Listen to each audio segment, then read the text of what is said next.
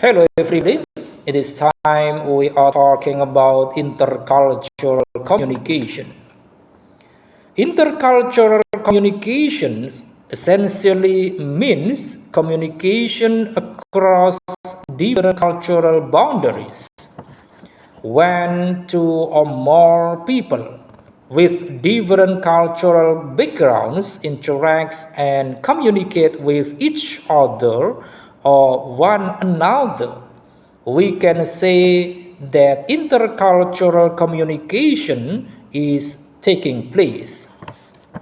So, intercultural communications can be defined as the sharing of information on different levels of awareness between people with different cultural backgrounds, or put simply, individuals influenced and it is by different cultural groups negotiate shared meaning in interactions.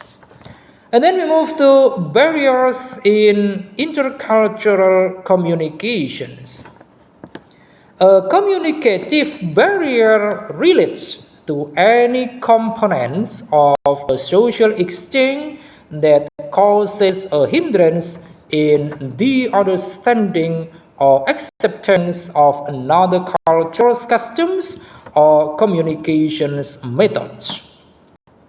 While languages are often perceived as the sole source of mission during intercultural communications, communicative barriers also account for factors such as a lack of knowledge regarding the other person's social expectations, the lack of skills needed to utilize intercultural knowledge properly, and the attitudes of an individual towards another culture as well as their own.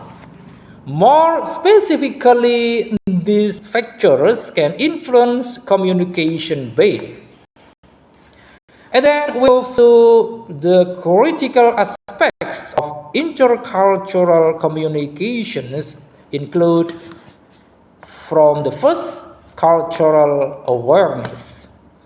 This involves understanding the cultural background, values, and beliefs of the people you are communicating with. And then the second, shared meaning. Striving to negotiate shared meaning interactions with people from different cultures may interpret message differently. And then the third, adaptability. Being open to adapting your communication style to accommodate the preferences and expectations of individuals from different cultures. And then we move to the types of intercultural communication. There are basically two types of intercultural communication: verbal communication and non-verbal communication. Verbal communications consist of words used to communicate messages, whereas non-verbal communication is gestures that give out messages. And then we move to the experience that spoken and written language are parts of verbal communication, and it is a very, very important part of communication. Cultural factors affect verbal communication, as people can sometimes not be able to speak or write in language of the receiver. Use of words, dialects, accents, slang, etc., can also be different according to their own cultures. Similarly, non-verbal cues consist of communications that occurs without words like facial expressions, hand and body movements, eye contact, use of objects, clothing, etc. They help making message clear or can give the different message as well. And then we move to the importance of intercultural communication at work. Effective intercultural communication at work is important for several reasons. We begin from the first reasons, enhanced collaboration. When team members understand and respect each other's cultural perspectives, collaborations becomes smoother and more productive. And then the second, global competitiveness. Companies with strong intercultural communication skills are better equipped to operate in the global market and build strong international relationships. And then the third, improved employee engagement. An inclusive environment where everyone feels heard and respected boosts morale and engagement. And then fourth, increase creativity. Diverse teams bring a variety of new points and new views and experiences, leading to innovative solutions and creative problem solving. And then, what are intercultural communication skills? Intercultural communication requires multiple skills, some of which can be learned, others that all of us possess and just need working on. We start from the first, self-awareness.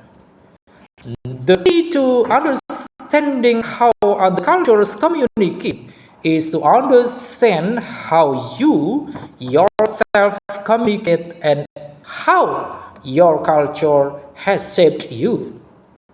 Once you are more aware of your own preferences, habits, and possible biases and stereotypes, when it's much easier to understand how you may influence or impact a conversation or communication.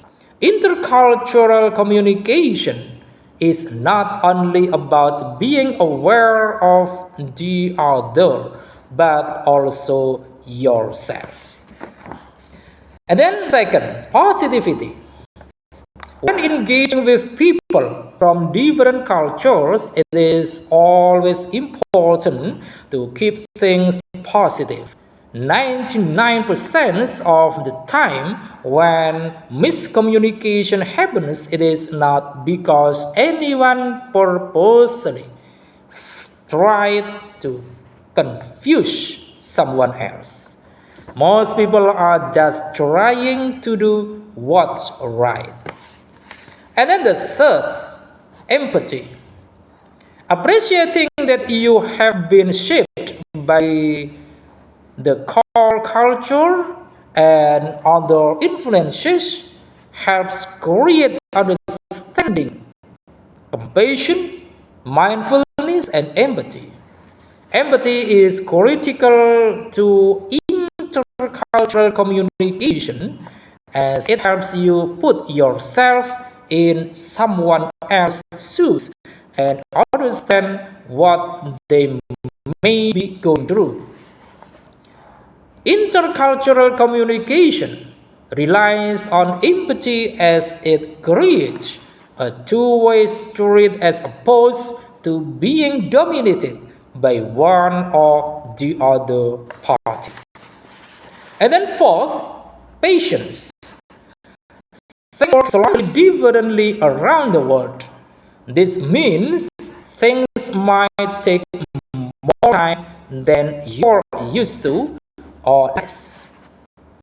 Whichever end of the stick you're dealing with patience is necessary for effective intercultural communication as it mediates expectations and emotions.